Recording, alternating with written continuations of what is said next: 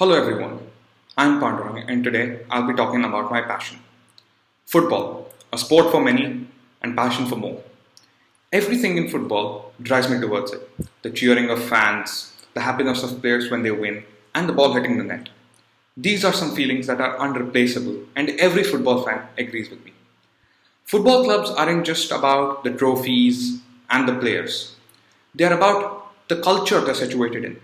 For example, if you take the name of the place Manchester, you're out to mention the fierce rivalry between Manchester United and Manchester City.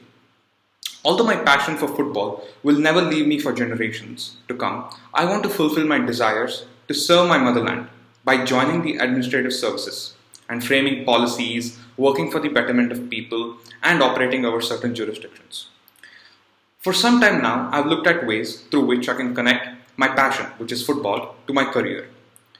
Knowing that I want to pursue my career in the administrative services, there will be an enormous amount of opportunities presented to me, especially in the technological field. I, for once, started to analyze players' performances using technical tools like Python, which I'm sure I would have to use sometime in my career in the later stages. One can relate the chemistry between two clubs and their players to two various districts.